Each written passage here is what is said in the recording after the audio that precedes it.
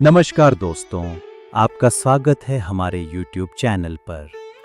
आज हम इस वीडियो में अयोध्या जी की एक सच्ची घटना बताएंगे, जिसकी पुष्टि आप अयोध्या के किसी भी व्यक्ति से कर सकते हैं।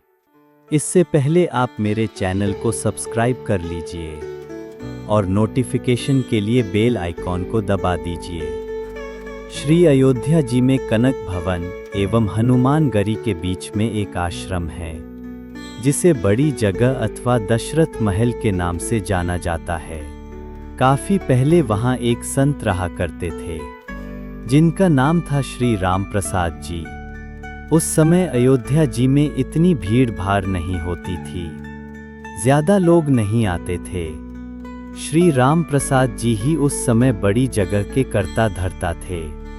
वहां बड़ी जगह में मंदिर है, जिसमें पत्नियों सहित चारों भाई श्री राम, श्री लक्ष्मण, श्री भरत एवं श्री शत्रुघ्न जी एवं हनुमान जी की सेवा होती है। चूंकि सब के सब फक्कर संत थे, तो नित्य मंदिर में जो भी थोड़ा बहुत चढ़ावा आता था, उसी से मंदिर एवं आश्रम का खर्च चला करता था।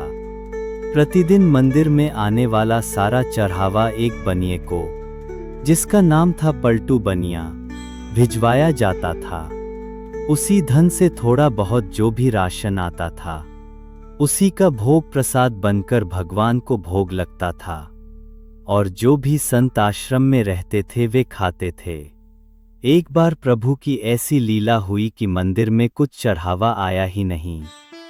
अब इन साधुओं के पास कुछ जोड़ा गांठा तो था नहीं, तो क्या किया जाए। कोई उपाय न देखकर श्री राम प्रसाद जी ने दो साधुओं को पलटू बनिया के पास भेज के कहलवाया कि भैया, आज तो कुछ चढ़ावा आया नहीं है, अतः थोड़ा सा राशन उधार दे दो, कम से कम भगवान को भोग तो लग ही जाए। पलटू बनिया ने जब ये सुना तो उसने ये कहकर मना कर दिया कि मेरा और महंत जी का लेना देना तो नकद का है, मैं उधार में कुछ नहीं दे पाऊंगा। श्री राम प्रसाद जी को जब ये पता चला तो जैसी भगवान की इच्छा कहकर उन्होंने भगवान को उस दिन जल का ही भोग लगा दिया। सारे साधु भी जल पी के रह गए। प्रभु की ऐसी परीक्षा थी कि रात्रि में भी जल का ही भोग लगा, और सारे साधु भी जल पीकर भूखे ही सोए। वहां मंदिर में नियम था कि शयन कराते समय भगवान को एक बड़ा सुंदर पीतांबर ओढ़ाया जाता था, तथा शयन आरती के बाद श्री राम प्रसाद जी नित्य करीब 1 घंटा बैठकर भगवान को भजन सुनाते थे।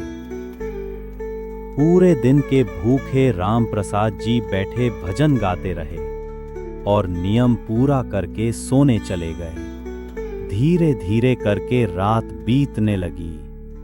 करीब आधी रात को पलटू बनिया के घर का दरवाजा किसी ने खटखटाया। वो बनिया घबरा गया कि इतनी रात को कौन आ गया। जब आवाज सुनी तो पता चला कुछ बच्चे दरवाजे पर शोर मचा रहे हैं। अरे पलटू, पलटू सेठ, अरे दरवाजा खोल। उसने हड़बड़ाकर खींचते हुए दरवाजा खोला। सोचा कि जरूर ये बच्चे शरारत कर रहे होंगे, अभी इनकी अच्छे से डांट लगाऊंगा। जब उसने दरवाजा खोला तो देखता है कि 4 लड़के, जिनकी अवस्था 12 वर्ष से भी कम की होगी, एक पीतांबर ओढ़कर खड़े हैं। वे चारों लड़के एक ही पीतांबर ओढ़े थे। उनकी छवि इतनी मोहक, ऐसी लुभावनी थी कि ना चाहते हुए भी पलटू का सारा क्रोध प्रेम में परिवर्तित हो गया, और वो आश्चर्य से पूछने लगा, बच्चों तुम हो कौन, और इतनी रात को क्यों शोर मचा रहे हो। बिना कुछ कहे बच्चे घर में घुस आए और बोले, हमें राम प्रसाद बाबा ने भेजा है। ये जो पीतांबर हम ओढ़े हैं, इसका कोना खोलो, इसमें 1600 रुपए हैं, निकालो और गिनो। ये वो समय था जब आना और पैसा चलता था। 1600 उस समय बहुत बड़ी रकम हुआ करते थे। जल्दी जल्दी पलटू ने उस पीतांबर का कोना खोला तो उसमें सचमुच चांदी के 1600 सिक्के निकले। प्रश्न भरी दृष्टि से पलटू बनिया उन बच्चों को देखने लगा। तब बच्चों ने कहा, इन पैसों का राशन कल सुबह आश्रम भिजवा देना। अब पलटू बनिया को थोड़ी शर्म आई। हाय, आज मैंने राशन नहीं दिया। लगता है महंत जी नाराज हो गए हैं, इसीलिए रात में ही इतने सारे पैसे भिजवा दिए। पश्चाताप, संकोच और प्रेम के साथ उसने हाथ जोड़कर कहा, बच्चों, मेरी पूरी दुकान भी उठाकर मैं महंत जी को दे दूंगा तो भी ये पैसे ज्यादा ही बैठेंगे। इतने मूल्य का सामान देते देते तो मुझे पता नहीं कितना समय लग जाएगा। बच्चों ने कहा, ठीक है, आप एक साथ मत दीजिए, थोड़ा थोड़ा करके अब से नित्य ही सुबह सुबह आश्रम भिजवा दिया कीजिएगा। आज के बाद कभी भी राशन के लिए मना मत कीजिएगा। पलटू बनिया तो मारे शर्म के जमीन में गड़ा जाएं। वो फिर हाथ जोड़कर बोला, जैसी महंत जी की आज्ञा।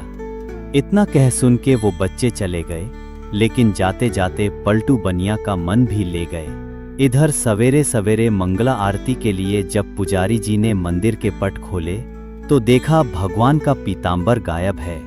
उन्होंने ये बात राम प्रसाद जी को बताई और सबको लगा कि कोई रात में पीतांबर चुरा के ले गया। जब थोड़ा दिन चढ़ा तो गाड़ी में ढेर सारा सामान लदवा के कृतज्ञता के साथ हाथ जोड़े हुए पलटू बनिया आया और सीधा राम प्रसाद जी के चरणों में गिरकर क्षमा मांगने लगा। राम प्रसाद जी को तो कुछ पता ही नहीं था।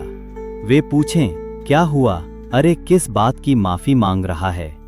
पर पलटू बनिया उठे ही ना और कहे, महाराज, रात में पैसे भिजवाने की क्या आवश्यकता थी? मैं कान पकड़ता हूं, आज के बाद कभी भी राशन के लिए मना नहीं करूंगा।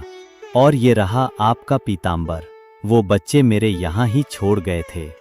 बड़े प्यारे बच्चे थे। इतनी रात को बेचारे पैसे लेकर आ भी गए।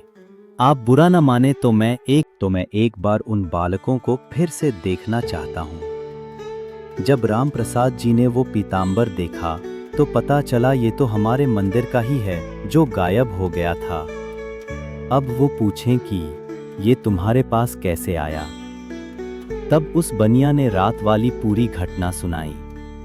अब तो राम प्रसाद जी भागे जल्दी से और सीधा मंदिर जाकर भगवान के पैरों में पड़कर रोने लगे कि हे भक्त वत्सल, मेरे कारण आपको आधी रात में इतना कष्ट उठाना पड़ा, और कष्ट उठाया सो उठाया, मैंने जीवन भर आपकी सेवा की, मुझे तो दर्शन ना हुआ, और इस बनिए को आधी रात में दर्शन देने पहुंच गए।